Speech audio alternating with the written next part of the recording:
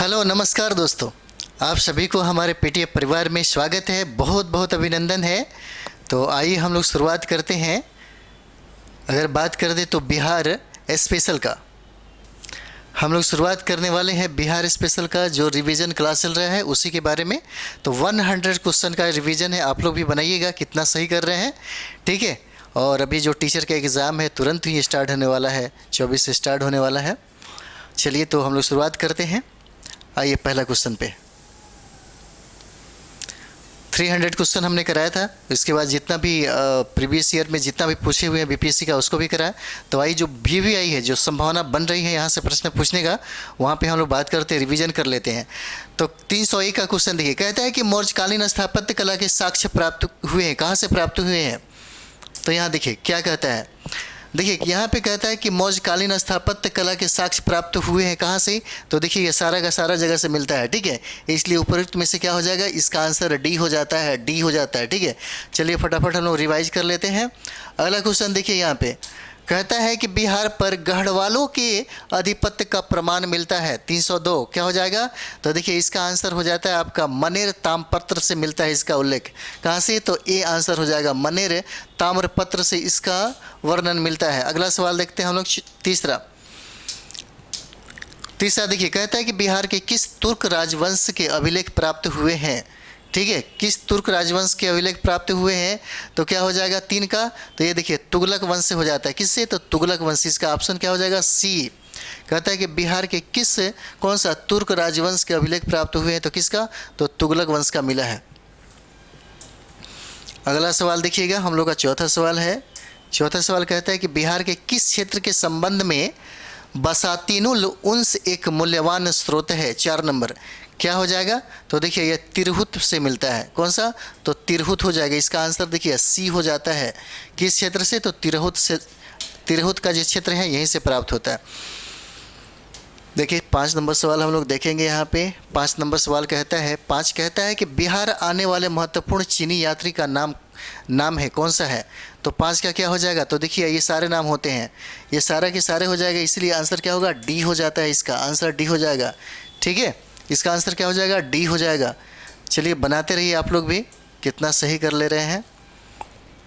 अगला सवाल देखिए, कहता है कि मुगल काल में बिहार आने वाला प्रथम विदेशी यात्री कौन था? भाई मुगल काल में बिहार आने वाला प्रथम विदेशी यात्री कौन था? 6 का क्या हो जाएगा? तो देखिए इसका नाम है मुल्ला ताकिया।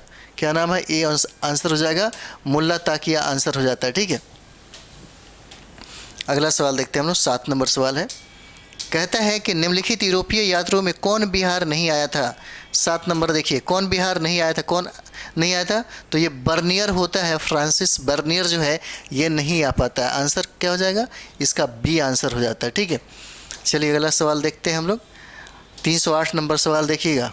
308 नंबर कहता है कि बहारिस्ताने गैबी किसकी रचना है? भाई 308 का क्या हो जाएगा? तो देखिए मिर्जा नाथन जो है उन्हीं का रचना है। किसका? मिर्जा नाथन का रचना है। कौन सा? बहारिस्ताने गैबी, मिर्जा नाथन का रचना होता है। चलिए अगला देखते हैं। अगला देखिए 309 नंबर सवाल होता है। क्या कह रहा है कि प्राचीन बिहार के इतिहास के जानकारी के मुख्य स्रोत कौन सा हो जाता है? भाई 9 क्या हो जाएगा? भग्नावशेष से, यात्रा वृत्तांत और अभिलेख, ये सारा का सारा हो जाएगा। उपयुक्त में से क्या हो जाएगा? उपयुक्त में से सभी हो जाता है। चलिए अगला सवाल हम लोग देखते हैं। अगला सवाल देखिएगा, 10 नंबर है। क्या कह रहा है? कहता है कि अशोक का लघु शिलालेख प्राप्त हुआ है। कहाँ से प्राप्त हुआ है? लघु शिलालेख की अगर बात कर दिया जाए 10 का, तो क्या हो जाता है? ये सासाराम से हो जाता है। कौन सा आंसर होगा? ये आंसर हो जाता है, ठीक है। लघु शिलालेख की बात कर दिया है, ठीक है। तो चलिए अगला हम लोग देखते हैं। अगला प्रश्न देखिएगा, 11 नंबर सवाल देख लीजिए। प्रश्न यहाँ से बनने की संभावना है, इसलिए रिवाइज अच्छा से कर लीजिए और सही भी बनाया करिए, ताकि मूल्यांकन भी हो जाए कि आप कितना सही कर रहे हैं। 11 नंबर सवाल देखिए, कहता है कि बिहार से प्राप्त मौर्यकालीन अभिलेख की भाषा क्या है? भाई ठीक है, भाषा की अगर बात कर दिया गया तो ये भाषा प्राकृत हो जाता है। कौन सा हो जाता है? इसका ए आंसर हो जाएगा। भाषा क्या हो जाएगा? प्राकृत हो जाएगा। चलिए अगला सवाल देखते हैं हम लोग। 11 हो गया। 12 नंबर सवाल देखिए, 12 क्या कहता है? देखिए यहाँ पे 12 नंबर सवाल है, कहता है कि बिहार से प्राप्त मौर्यकालीन अभिलेखों की लिपि कहाँ है भाई, लिपि कौन सा है। तो 12 नंबर क्या हो जाएगा, तो देखिए इसका लिपि हो जाता है ब्राह्मी लिपि हो जाएगा, आंसर सी हो जाएगा। ब्राह्मी लिपि होता है जो बिहार से प्राप्त मौर्यकालीन अभिलेखों की लिपि बताई जा रही, ब्राह्मी लिपि। ठीक है, अगला सवाल देखते हैं हम लोग। 13 नंबर सवाल देखिए, कहता है यहाँ पे 13 नंबर कि मिर्तुल अहवाल किसकी रचना है। 13 नंबर सवाल क्या हो जाता है, कहता है कि मिर्तुल अहवाल किसकी रचना है, तो कौन सा हो जाएगा, मुल्ला बहबहानी का होता है। किसका, सी आंसर हो जाएगा, मुल्ला बहबहानी। ठीक है, मुल्ला बहबहानी। ओके, अगला देखिएगा, अगला प्रश्न हम लोग देखते हैं। 14 नंबर सवाल है। 14 कहता है कि मध्यकालीन मिथिला के इतिहास के स्रोत में महत्वपूर्ण क्या हो जाता है। 14 नंबर सवाल देखिएगा क्या हो जाएगा, तो देखिए मध्यकालीन मिथिला के इतिहास के स्रोत में महत्वपूर्ण स्थान मतलब किसका वर्णन होता है, तो उपयुक्त में से क्या हो जाएगा, सभी हो जाएगा, इसका डी हो जाता है। कीर्ति लता, कीर्ति पताका, वर्ण रत्नाकार। ठीक है, ये सारा का सारा हो जाता है। अगला सवाल देखिए हम लोग 15 नंबर सवाल देखते हैं। 15 नंबर सवाल देखिए, कहता है कि बिहार के गया जिले के अपसड से प्राप्त अभिलेख में किस राजवंश के बारे में जानकारी मिलती है। तो 15 नंबर सवाल क्या हो जाएगा, देखिए परवर्ती जो गुप्त शासक है, गुप्त जो शासक है परवर्ती गुप्त शासक, उन्हीं के बारे में जानकारी का ये स्रोत हो जाता है। ठीक है, अपसड से। चलिए अगला हम लोग देखते हैं 16 नंबर सवाल देखिए यहाँ पे। 16 नंबर सवाल कहता है, 16 नंबर कि भाई पाल शासकों के बारे में जानकारी मिलती है कहाँ से, तो पाल शासकों की जानकारी देवपाल के मुंगेर अभिलेख से, नारायण पाल का भागलपुर ताम्रपत्र से, मिथिला, ये सारा का सारा हो जाएगा। इसका आंसर क्या होगा, डी हो जाता है। क्या हो जाता है इसका, तो 316 नंबर का क्या हो जाएगा, डी आंसर हो जाएगा। अगला प्रश्न देखिए, कहता है कि बिहार के लिए, प्रश्न देखिए, कहता है कि बिहार के लिए सर्वाधिक प्राचीन साहित्यिक स्रोत कौन सा हो जाएगा। तो सबसे प्राचीन के अगर इनमें देखा जाए तो कौन सा हो जाता है, अथर्ववेद हो जाता है। 17 का क्या हो जाएगा, 17 का अथर्ववेद ई हो जाता है आंसर। चलिए देखते हैं 18 नंबर देखिए। 18 नंबर देखिए क्या कह रहा है, कहता है कि बिहार में स्थित महाजनपदों के बारे में जानकारी कहाँ से मिलती है। तो इन सारे में कहाँ से मिलती है, अंगुत्तर निकाय से मिलती है। ठीक है, एक और भी है जिसका नाम है भगवती सूत्र, अंगुत्तर निकाय से मिलती है। ठीक है, अगला देखते हैं हम लोग 19 नंबर देखिएगा।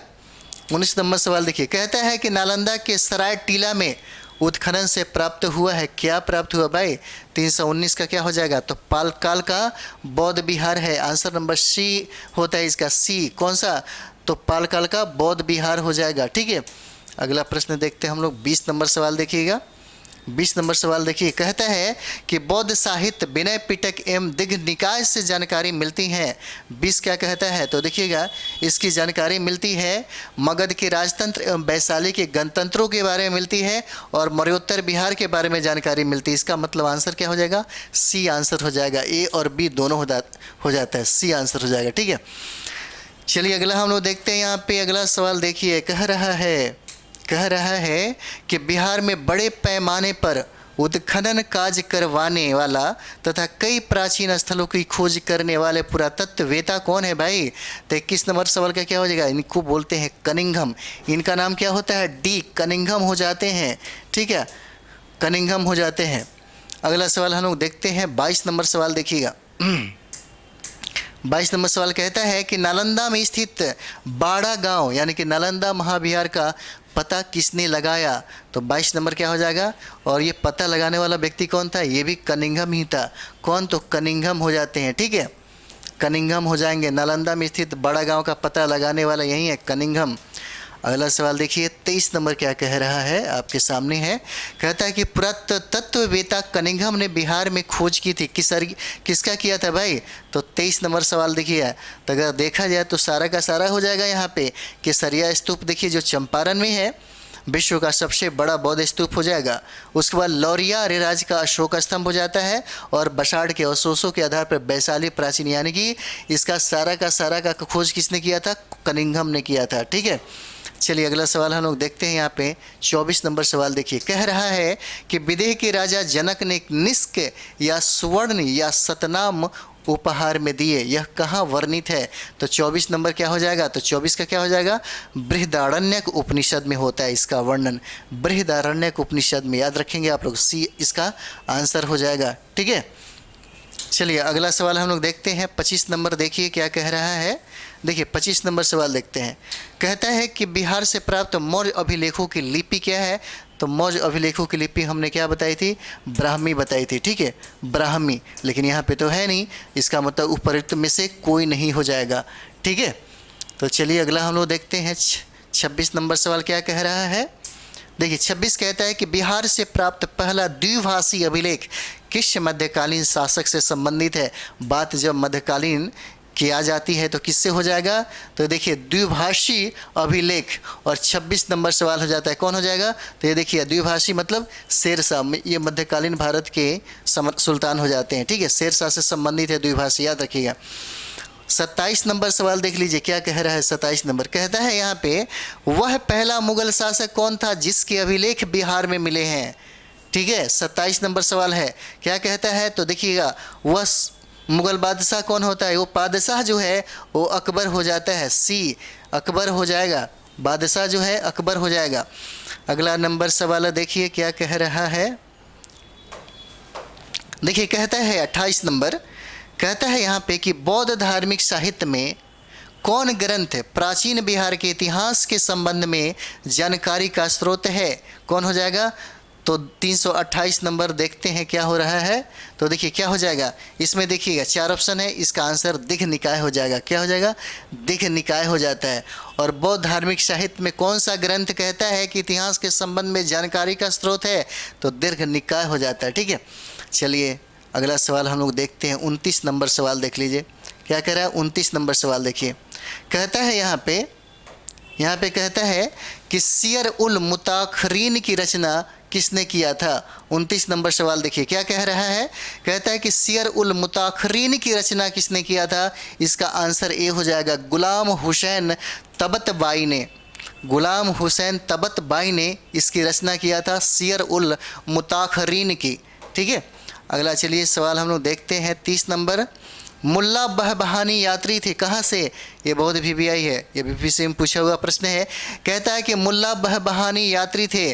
330 क्या हो जाएगा, तो ईरान हो जाते हैं। कहाँ हो जाते हैं, ईरान के। ठीक है, 330 का क्या हो जाएगा, तो देखिएगा ईरान इसका आंसर होता है, सी आंसर हो जाएगा। ठीक है, चलिए अगला हम लोग देखते हैं। 31 नंबर सवाल देखिए क्या कह रहा है।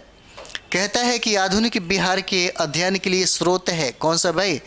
31 का आंसर क्या हो जाएगा, तो देखिएगा इसमें से तीनों का तीनों हो जाता है। आधुनिक बिहार के अध्ययन के स्रोत के रूप में ये उपयुक्त में से क्या हो जाएगा, डी हो जाता है, सभी हो जाता है। ठीक है, चलिए अगला सवाल हम लोग देखते हैं। 31 नंबर सवाल देख लीजिए, कह रहा है यहाँ पे कि कौटिल्य के अर्थशास्त्र में किस पहलू पर प्रकाश डाला गया है। किस पे, तो देखिए ये राजनीतिक नीतियां हो जाती हैं। 32 का क्या हो जाएगा, बी हो जाता है, इसका आंसर बी हो जाएगा, 32 का बी। ठीक है, अगला सवाल हम लोग देखते हैं। 33 नंबर सवाल देखिए, कह रहा है यहाँ पे कि अपसड़ यानी गया से प्राप्त एक मंदिर का भग्नावशेष प्राप्त हुआ, इसके लिए दीवारों पर कथा दृश्य अंकित है क्या। तो 33 नंबर क्या हो जाएगा, तो देखिए रामायण का चित्र है, इसको अंकन किया गया है। किसका, श्री रामायण का। ठीक है, अगला सवाल देखिए कह रहा है, इसमें कह रहा है कि बिहार में पूर्व ऐतिहासिक काल का आरंभ होता है, कब होता है। 34 नंबर सवाल क्या हो जाएगा, तो देखिएगा कहता है कि बिहार में पूर्व ऐतिहासिक काल का आरंभ होता है और माना जाता है कितना, तो 40,000 ईसा पूर्व से। कितना, सी आंसर हो जाएगा, 40,000 ईसा पूर्व से। ठीक है, अगला सवाल देखिए 35 नंबर कह रहा है। 35 नंबर सवाल देखिए, कहता है कि बिहार में आदि मानव के निवास के आरंभिक साक्ष्य कहाँ से प्राप्त हुए हैं भाई। आदि मानव के जो मतलब निवास के जो साक्ष्य है वो कहाँ से प्राप्त हुए हैं, तो 35 का क्या हो जाएगा, तो ये देखिएगा ये होता है आपको मुंगेर और नालंदा से। इसका आंसर बी हो जाएगा, मुंगेर और नालंदा हो जाता है। ठीक है, मुंगेर और नालंदा हो जाता है। अगला सवाल देखते हैं हम लोग। 36 नंबर सवाल देखिए, कह रहा है कि बिहार में आदि मानव की उपस्थिति के आरंभिक साक्ष्य किस युग के हैं। तो 36 नंबर सवाल क्या हो जाता है, तो देखिए पूर्व प्रस्तर युग हो जाएगा। आंसर ए होता है, पूर्व प्रस्तर युग हो जाएगा। ठीक है, चलिए अगला सवाल हम लोग देखते हैं। 37 नंबर सवाल देखिए, कह रहा है यहाँ पे कि बिहार में मध्यवर्ती प्रस्तर युग के साक्ष्य मिले हैं। कहाँ से? तो 37 नंबर देखिए, कहाँ से मिले हैं? तो ये देखिए मुंगेर हो जाता है। क्या आंसर होता है? मुंगेर हो जाता है। मध्यवर्ती प्रस्तर युग के साक्ष्य आपको मुंगेर से मिले हैं। ठीक है, अगला सवाल देखिए 38 नंबर देखिए, कह रहा है यहाँ पे कि बिहार में चिरांद एवं चेचर से किस युग के अवशेष प्राप्त हुए हैं। 38 नंबर देखते हैं, कौन सा साक्ष्य मिलता है? तो देखिए नौ प्रस्तर युग के प्रमाण मिलते हैं। डी, ऑप्शन नंबर डी हो जाता है। नौ प्रस्तर युग के साक्ष्य मिलते हैं चिरांद और चेचर से। ठीक है, अगला सवाल देखिएगा 39 नंबर सवाल कह रहा है बिहार में ताम्र प्रस्तर युग के परवर्ती चरण के अवशेष कहाँ से प्राप्त हुए हैं। 39 नंबर सवाल क्या हो जाएगा? इसका भी आंसर आपको क्या हो जाएगा? उपयुक्त में से सभी हो जाते हैं। उपयुक्त में से क्या हो जाएंगे? सभी हो जाएंगे। ठीक है, अगला सवाल देखते हैं 40 नंबर देखिए, कह रहा है कि बिहार सहित पूर्वी भारत में आर्यों का आगमन हुआ था। अनुमानतः कब की बात है? ठीक है, तो 340 का क्या हो जाएगा? तो देखिए उत्तर वैदिक काल में आर्यों का बिहार में आगमन हुआ था, उत्तर वैदिक काल में। ठीक है, जिसका वर्णन आपको शतपथ ब्राह्मण में भी है। चलिए अगला देखते हैं हम लोग। 41 नंबर सवाल क्या कह रहा है? कहता है कि बिहार सहित पूर्वी भारत में आर्यों के विस्तार में सहायक कौन बना भाई? तो 41 का क्या हो जाएगा? तो देखिएगा, कहता है कि बिहार सहित 341 नंबर क्या कहता है? बिहार सहित पूर्वी भारत में आर्यों के विस्तार में सहायक कौन सा हो गया? तो क्या हो जाता है? तो लोहे का उपयोग हो जाएगा। कौन सा होगा? इसका आंसर क्या हो जाएगा? बी देखिएगा, 341 का क्या हो जाएगा? बी आंसर हो जाता है। ठीक है, अगला देखिएगा, कभी कभी व्यापार का विस्तार भी आपको देता है लेकिन वो नहीं हो पाएगा। अगला प्रश्न देखिए, कहता है कि श्रुति तथा किंवदंती के अनुसार महाभारत युद्ध के समय बिहार में मुख्य राज्य कौन सा था भाई? 342 का क्या हो जाएगा? तो देखिएगा ये मगध तथा विदेह अंग और लिच्छवी ये हो जाते हैं। इसका मतलब ऑप्शन नंबर सी हो जाएगा। ए और बी दोनों हो जाते हैं, सी होता है, ए और बी दोनों हो जाएंगे। ठीक है, अगला प्रश्न हम लोग देखते हैं 343 नंबर क्या कहता है? देखिए, कहता है कि वेद के किस ग्रंथ में बिहार के विदेह राज्य में आर्यों के आगमन तथा निवास साक्ष्य का क्या मिलता है? विवरण मिलता है। 43 में क्या हो जाएगा? तो देखिए यही शतपथ ब्राह्मण में है। क्या हो जाएगा? तो देखिए शतपथ ब्राह्मण में हो जाएगा। ठीक है, कौन सा? तो शतपथ ब्राह्मण में इसका वर्णन किया गया है। इसका आंसर ए हो जाता है। ठीक है, चलिए अगला सवाल देखिए, बनाते रहिए आप लोग भी फटाफट ताकि आपका रिवीजन अच्छा से हो जाए। रिवीजन ही सब कुछ है फिलहाल। अभी बिहार का कौन सा प्राचीन राज्य आरंभ में बहुत दिनों तक आर्यावर्त के बाहर था तथा अनार्य जाति के लोगों का आवास स्थल रहा था? तो क्या हो जाएगा? तो 344 की अगर बात कर दी जाए तो देखिए ये मगध हो जाता है। आंसर क्या हो जाएगा? सी हो जाएगा, मगध हो जाता है। ठीक है, अगला सवाल हम लोग देखते हैं। देखिए 45 नंबर सवाल देखिए, कह रहा है बिहार में उपनिषद काल में ब्राह्मण धर्म तथा ज्ञान का महान केंद्र था। 45 नंबर सवाल क्या हो जाता है? 45 का विदेह हो जाएगा। क्या हो जाता है इसका आंसर? विदेह हो जाएगा, सी आंसर हो जाता है इसका विदेह। अगला सवाल हम लोग देख लेंगे। देखिए 46 नंबर क्या कह रहा है? कहता है कि यहाँ पे अथर्ववेद में ब्रात्य शब्द का प्रयोग किस राज्य के लोगों के लिए किया गया? 46 नंबर सवाल क्या हो जाएगा? तो देखिए ये मगध के लिए किया गया। ब्रात्य शब्द का उपयोग किसके लिए? तो मगध के लिए किया गया, मगध में बसने वाले लोगों के लिए किया गया था। 47 नंबर सवाल देखिए, कह रहा है कि बिहार का कौन सा राज्य उत्तर वैदिक काल का एक महत्वपूर्ण राज्य था? 47 नंबर क्या हो जाएगा? तो ये हो जाता है विदेह। आंसर ए हो जाएगा, विदेह हो जाएगा। ठीक है, 47 नंबर। चलिए अगला सवाल हम लोग आते हैं 48 देखिए, कहता है यहाँ पे कि बिहार के भौगोलिक क्षेत्र की चर्चा सर्वप्रथम किस साहित्यिक रचना से मिलती है? किस साहित्यिक रचना से मिलती है? तो क्या हो जाएगा? ये सबसे प्रथम पहली बार जो चर्चा ये हो जाता है आपको शतपथ ब्राह्मण में ही बिहार के बारे में चर्चा मिलता है। किसमें? तो शतपथ ब्राह्मण में। चलिए 49 नंबर देख लेते हैं हम लोग क्या कह रहा है। कहता है, बहुत इंपॉर्टेंट है, 6ठी शताब्दी ईसा पूर्व में भारत में 16 महाजनपदों का उदय हुआ। इनमें कितने महाजनपद वर्तमान बिहार के क्षेत्र में स्थित है? तो कितने हो जाएंगे? 3 हो जाएंगे। कितना हो जाएंगे? इसका आंसर क्या हो जाएगा? बी हो जाता है, 3 महाजनपद हो जाएंगे। चलिए सबसे ज़्यादा महाजनपदों की संख्या उत्तर प्रदेश में हो जाएगा। चलिए अगला देखते हैं हम लोग। कहता है कि निम्न में से कौन सा महाजनपद वर्तमान बिहार के क्षेत्र में स्थित नहीं था? 350 का। तो क्या हो जाएगा? तो देखिए ये वत्स नहीं था। ठीक है, कौन सा? इसका सी आंसर हो जाता है, इसका वत्स नहीं था। अगला सवाल हम लोग देख लें। 51 नंबर सवाल क्या कह रहा है? देखिए कहता है कि बिहार के किन क्षेत्रों में अंग महाजनपद स्थित है। 51 नंबर सवाल क्या कहता है, तो देखिए भागलपुर एवं मुंगेर में, वर्तमान के भागलपुर और मुंगेर में ही अंग महाजनपद स्थित है। इसका आंसर क्या हो जाएगा, सी, भागलपुर और मुंगेर किसका, अंग महाजनपद का। ठीक है, अगला सवाल हम लोग देखते हैं। अंग महाजनपद की राजधानी कहाँ है भाई, अंग महाजनपद की राजधानी कहाँ है। 52 का क्या हो जाएगा, तो देखिए चंपा राजधानी होता है, इसका आंसर डी हो जाएगा। 52 का क्या हो जाएगा, डी आंसर हो जाएगा। चलिए अगला सवाल देखते हैं। अगला सवाल कहता है कि बिहार के पटना तथा गया का जिला किस महाजनपद में सम्मिलित था। तो 53 का क्या हो जाएगा, तो देखिए ये मगध हो जाता है, आंसर क्या हो जाएगा, मगध हो जाएगा। इसका आंसर बी हो जाता है। ठीक है, चलिए देखते हैं 355 नंबर सवाल। देखिए कह रहा है यहाँ पे मगध तथा अंग महाजनपद को कौन सी नदी पृथक करती है। तो 55 क्या हो जाएगा, तो देखिए चंपा नदी जो है मगध और अंग को क्या करती है, अलग कर देती है। ठीक है, चंपा नदी। अगला देखते हैं 56 नंबर सवाल, देख लीजिए आप लोग। कह रहा है यहाँ पे कि बिहार में स्थित कौन सा महाजनपद 8 राज्यों का एक संघ था। तो कौन सा हो जाएगा, 56 नंबर सवाल हो जाता है कौन सा, तो ये देखिए अब बी आंसर हो जाएगा, वज्जी हो जाता है। ठीक है, बी आंसर हो जाएगा, वज्जी हो जाएगा। चलिए फटाफट आप लोग रिवीजन करते रहिए। प्रश्न कहता है 357 कहता है कि वज्जी संघ में कौन सा राज्य सम्मिलित नहीं थी। तो 357 का क्या हो जाएगा, 57 की बात कर दे तो क्या हो जाता है, चेदी नहीं हो जाएगा, चेदी नहीं होगा। इसका आंसर क्या होगा, डी हो जाता है। अगला देखिएगा, वज्जी संघ की राजधानी कहाँ थी भाई, वज्जी संघ की राजधानी कहाँ हो जाती है। तो देखिएगा 358 नंबर सवाल क्या कहता है, वैशाली में। वज्जी संघ की राजधानी कहाँ पे, तो वैशाली हो जाती है। ठीक है, चलिए अगला सवाल हम लोग देखते हैं। 59 नंबर सवाल है। 59 नंबर सवाल देखिए कह रहा है यहाँ पे कि बिहार के भागों में स्थित कौन सा महाजनपद में गणतंत्र था भाई। तो 59 नंबर सवाल क्या हो जाएगा, इसका देखिए वज्जी, वज्जी हो जाता है। एक ही प्रश्न को देखिए कितनी बार से घुमा के पूछा जा सकता है। चलिए 60 नंबर सवाल हम लोग देखते हैं। कहता है कि ईसापुर 6ठी सदी में, क्या ईसापुर 6ठी सदी में विश्व की प्रथम गणतंत्रात्मक व्यवस्था कहाँ पे होती है। तो क्या हो जाएगा 360 का, तो 60 का देखिए वैशाली हो जाता है। पूरी दुनिया में सबसे पहला हमारे यहाँ प्रथम गणतंत्रात्मक व्यवस्था पाया गया। 61 नंबर सवाल हम लोग देख रहे हैं। यहाँ पे कहता है कि मगध की प्रथम राजधानी बताइए। प्रथम राजधानी क्या हो जाएगा, ऑप्शन नंबर सी, गिरिब्रज राजगिरी हो जाता है इसका। ठीक है, अगला सवाल देखते हैं हम लोग।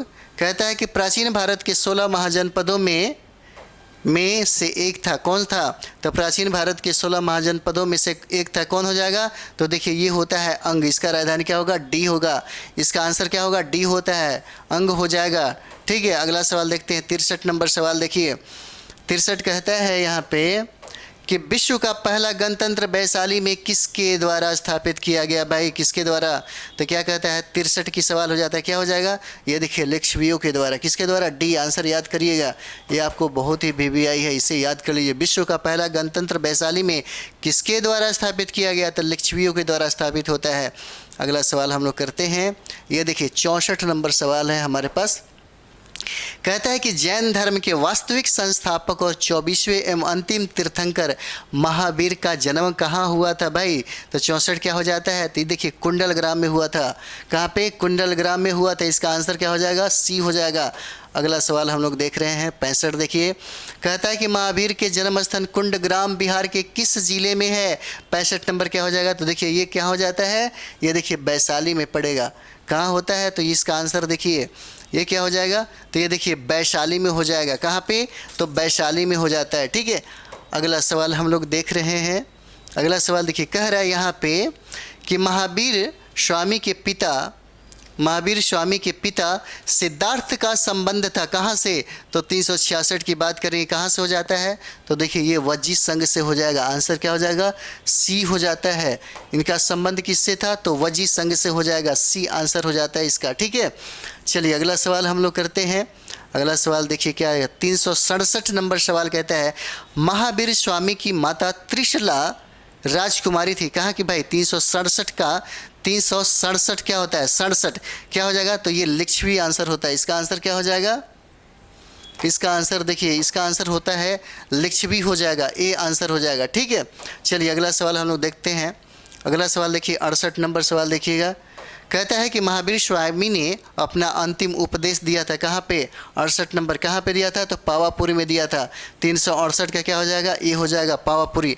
अगला सवाल चलते हैं। कहता है कि महावीर की मृत्यु कहाँ पे हुआ था भाई, तो महावीर की मृत्यु कहाँ पे हुआ था, देखिए महावीर की मृत्यु क्या हुआ था, तो 69 का क्या हो जाएगा, ये पावापुरी हो जाता है। ठीक है, बी ऑप्शन में, ठीक है, पावापुरी। चलिए अगला सवाल देखते हैं। 70 देखिए कह रहा है यहाँ पे कि प्रथम जैन संगीति का आयोजन हुआ था, कहाँ पे हुआ था, तो देखिए प्रथम जैन संगीति का आयोजन हुआ था आपको पाटलिपुत्र में, प्रथम हुआ था। और दूसरा की बात करिए तो बल भी हो जाता है, प्रथम पूछ रहा है तो कहाँ पे हो जाएगा, पाटलिपुत्र में हो जाएगा।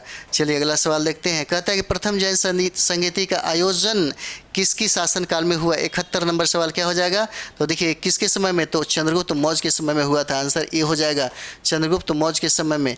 अगला प्रश्न देखिएगा, कह रहा है यहाँ पे कि प्रथम जैन संगीति की अध्यक्षता किसने किया था, तो 72 क्या क्या हो जाएगा, अस्थूल भद्र हो जाएंगे। आंसर डी हो जाएगा, अस्थूल भद्र हो जाएंगे। चलिए अगला सवाल देखिए हम लोग। अगला सवाल देखिए, कहता है कि जैन धर्म के 12वें तीर्थंकर वसुपूज्य की जन्मस्थली थी कहाँ पे, तो 73 नंबर क्या हो जाएगा, 73 नंबर क्या कहता है, चंपा हो जाता है इनका जन्मस्थली। कौन सा, सी आंसर हो जाएगा, चंपा हो जाएगा। ठीक है, चंपा आंसर होता है इसका। अगला सवाल देखते हैं।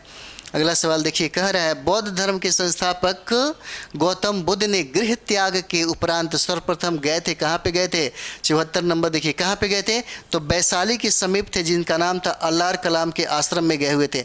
इसका आंसर क्या हो जाएगा, बी हो जाएगा। ठीक है, बी आंसर हो जाता है। अगला सवाल देखते हैं। 75 नंबर सवाल देखिए, कहा जाता है कि गौतम बुद्ध को कहाँ कौंडिल्य और 5 ब्राह्मण मिले थे, तो 75 नंबर सवाल क्या हो जाएगा, 75 का देखिए क्या हो जाएगा, तो ये देखिए वैशाली में ये लोग मिले हुए थे। कहाँ पे, तो देखिए 75 का क्या हो जाएगा, वैशाली हो जाता है। यहीं पे गौतम बुद्ध को ये लोग मिले हुए थे। देखिए 76 नंबर सवाल देखिए, कह रहा है यहाँ पे गौतम बुद्ध को ज्ञान प्राप्त हुआ था कहाँ पे, गौतम बुद्ध को ज्ञान प्राप्त हुआ था कहाँ पे हुआ था, तो क्या हो जाता है 76 का, इसका आंसर हो गया बोध गया में। बोध गया में क्या हुआ, पीपल वृक्ष के नीचे इनको ज्ञान की प्राप्ति हुई थी। 77 नंबर सवाल देखिए, कह रहा है यहाँ पे कि गौतम बुद्ध को किस नदी के किनारे ज्ञान की प्राप्ति हुआ था, 377 क्या कहता है, तो निरंजना नदी होगा, याद रखिएगा बी, निरंजना नदी के किनारे इनको क्या हुआ, ज्ञान की प्राप्ति हुआ।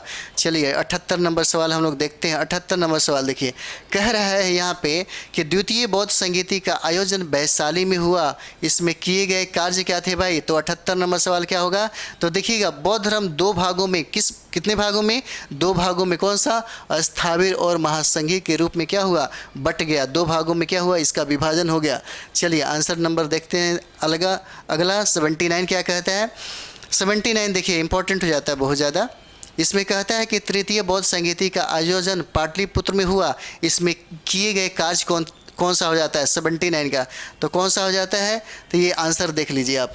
इसमें कहता है कि कुछ कठोर नियम बनाए गए तथा अभिधम पिटक का क्या किया गया, संकलन किया गया। इसका आंसर क्या होगा, डी हो जाएगा। ठीक है, डी हो जाएगा। चलिए अगला सवाल देखिएगा।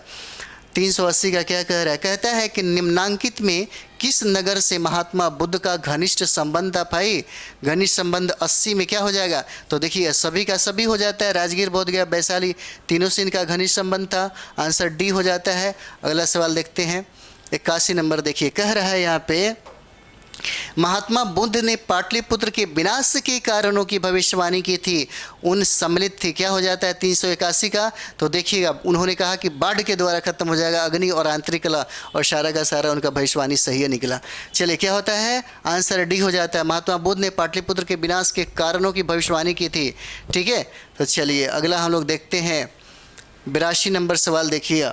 82 नंबर सवाल कहता है कि बोध गया में महाबोधि मंदिर बनाया गया, जहाँ कहाँ पे, 82 नंबर क्या हो जाएगा, जहाँ गौतम बुद्ध को ज्ञान की प्राप्ति हुई थी। बी आंसर हो जाएगा इसको। ठीक है, बी आंसर हो जाता है। चलिए अगला हम लोग देखते हैं। 83 नंबर सवाल क्या कहता है, यहाँ पे देखिए कहता है कि प्रसिद्ध बौद्ध सारीपुत्र का जन्म हुआ था कहाँ पे भाई, तो 83 नंबर क्या हो जाएगा, तो देखिए नालंदा में सारीपुत्र का जन्म होता है। कहाँ पे, नालंदा में, ऑप्शन ए आंसर हो जाता है, नालंदा में। ठीक है, अगला सवाल देखते हैं हम लोग। 84 देखिएगा, 84 का कह रहा है प्राचीन भारत में साम्राज्यवाद की शुरुआत और विकास श्रेय दिया जाता है किसको, 84 नंबर क्या हो जाएगा, तो मगध को दिया जाता है। किसको दिया जाता है, याद रखेंगे आप सभी, मगध को दिया जाता है। ठीक है, अगला सवाल देखते हैं आप लोग, अच्छा है कि कम से कम बना रहे ऑप्शन और बता भी रहे हैं, ये बहुत अच्छी बात है। मगध राज्य की आरंभिक राजधानी क्या थी? 85 नंबर सवाल क्या हो जाएगा? तो देखिए क्या हो जाता है, इसका आंसर ए हो जाएगा, मतलब गिरिब्रज राजगिरी या राजगिरी हो जाता है। ठीक है, चलिए अगला सवाल देखते हैं हम लोग। 86 नंबर सवाल देखिए क्या कह रहा है। 86 में देखिए क्या कह रहा है, कहता है कि महाभारत तथा पुराणों के अनुसार मगध का सर्वप्रथम राजवंश कौन था? क्या कह रहा है? 386 क्या हो जाएगा? तो देखिए अब बृहद्रथ वंश हो जाता है। कौन सा? बृहद्रथ वंश हो जाता है। ये पुराणों में, अगर इतिहास की बात करें तो इसका चर्चा नहीं है, ये हरक वंश से स्टार्ट हो जाता है। ठीक है, चलिए अगला सवाल हम लोग देखते हैं। 87 का कह रहा है मगध साम्राज्य का वास्तविक संस्थापक कौन था? भाई मगध साम्राज्य का 87 का क्या हो जाएगा? तो याद रखिएगा ये बिंबिसार होते हैं। कौन होते हैं? सी आंसर हो जाएगा, बिंबिसार हो जाते हैं। ठीक है, अगला सवाल हम लोग देखते हैं 88 का। 88 कह रहा है कि बिंबिसार एवं अजातशत्रु किस वंश से थे? तो किस वंश से हो जाएंगे? तो देखिएगा ए आंसर होता है, हर्यक वंश हो जाते हैं। 88 नंबर सवाल हो जाएगा। ठीक है, चलिए अगला सवाल हम लोग देखते हैं। यहाँ पे बहुत देखिए इतिहास में सबसे ज़्यादा प्रश्न पूछे जाते हैं बिहार के एग्ज़ाम में, किसी भी एग्ज़ाम में, और ख़ास करके बिहार की अगर बात करें तो बिहार शिक्षक में सबसे ज़्यादा भी प्रश्न की संभावना यहाँ पे है। और उसके बाद बात करें 69 बीपीएससी के लिए, मगध साम्राज्य का उत्कर्ष प्रारंभ हुआ कहाँ से? 89 में। देखिए 89 में क्या हो जाता है? तो देखिए बिंबिसार के शासनकाल में। आंसर क्या होगा? डी हो जाएगा। बिंबिसार के शासनकाल में मगध साम्राज्य का उत्कर्ष प्रारंभ हुआ है। चलिए 90 नंबर सवाल देख लेते हैं हम लोग। कहता है कि बिंबिसार ने किस राजकुमारी के साथ विवाह किया था? किस राजकुमारी के साथ किया था? तो 90 की क्या हो जाएगा? देखिए उनकी जो वैवाहिक संबंध है, 3 जो राज्य है वहाँ से मतलब बनता है, और तीनों का तीनों दिया परफेक्ट में से क्या हो जाएगा? सभी हो जाएगा, कौशल, चेलना और क्षेमा। ठीक है, ये हो जाता है। आपका आंसर होता है डी हो जाएगा। 91 नंबर सवाल हम लोग देखते हैं। यहाँ पे देखिए कहता है कि बिंबिसार ने ब्रह्मदत्त को पराजित कर कौन सा राज्य जीता? 91 नंबर सवाल क्या हो जाएगा? ये बहुत ही वीवीआई है, याद रख लीजिएगा। ये हो जाता है अंग को उन्होंने जीता था। किसको? अंग को अपने साम्राज्य में क्या किया? मिला लिया। चलिए अगला नंबर सवाल हम लोग देखते हैं। 92 नंबर सवाल देखिए, कहता है कि हर्यक वंश का दूसरा शासक कौन था? भाई 92 नंबर सवाल क्या हो जाएगा? तो अजातशत्रु हो जाता है। अजातशत्रु हो जाता है हर्यक वंश का दूसरा सम्राट। अगला सवाल हम लोग देखते हैं। 83 देखिए कह रहा है यहाँ पे 83 नंबर कहता है कि राजगीर में दुर्ग तथा स्तूप की स्थापना मगध के किस शासक ने की थी? 93 नंबर सवाल हो जाएगा। 93 कौन हो जाएगा? तो आंसर बी होता है, अजातशत्रु। याद रखिए राजगीर में दुर्ग तथा स्तूप की स्थापना इन्होंने कराई थी। किसने? तो अजातशत्रु ने। 94 नंबर सवाल देखिए, कहता है कि वजी संघ के लिच्छवियों को पराजित करने वाला मगध का शासक कौन था? 94 नंबर सवाल कौन हो जाता है? तो देखिए ये अजातशत्रु हो जाएंगे। कौन हो जाएंगे? बी आंसर हो जाता है, अजातशत्रु हो जाते हैं। अगला सवाल हम देखते हैं 95 देखिएगा। 95 कहता है कि अजातशत्रु के साथ प्रेम संबंध के लिए चर्चित नर्तकी आम्रपाली कहाँ की थी? भाई तो आम्रपाली कहाँ की हो जाती है? तो 95 नंबर सवाल क्या होता है? तो देखिए वैशाली में बहुत फेमस रहती हैं ये नगर वधू के नाम से। और 96 नंबर सवाल हम लोग देखते हैं। 96 देखिए कह रहा है यहाँ पे 96 नंबर सवाल कि अजातशत्रु ने किस राज्य के साथ युद्ध में प्रथम बार रथ, मुसल और महाशिला कंटक नामक हथियारों का प्रयोग किया? इसको आप लोग देखिए, ये बहुत ही वीवीआई है। 396 की बात कर दिया जाए तो बहुत वीवीआई है। और किसके विरुद्ध किया है? तो ये देखिए लिच्छवी जो होता है उसी के विरुद्ध में ये करता है। चलिए अगला सवाल देखते हैं। 97 नंबर सवाल देखिए कह रहा है यहाँ पे कि प्रथम मगध साम्राज्य का उत्कर्ष किस शताब्दी में हुआ था? 97 नंबर सवाल क्या हो जाएगा? तो ईसापुर 6ठी शताब्दी में। याद रखिएगा बी आंसर हो जाता है इसका, ईसापुर 6ठी शताब्दी में हो जाएगा। चलिए अगला प्रश्न देखते हैं। 98 नंबर सवाल हम लोग देखते हैं। 98 कहता है कि पाटलिपुत्र नगर की स्थापना किस शासक ने की थी?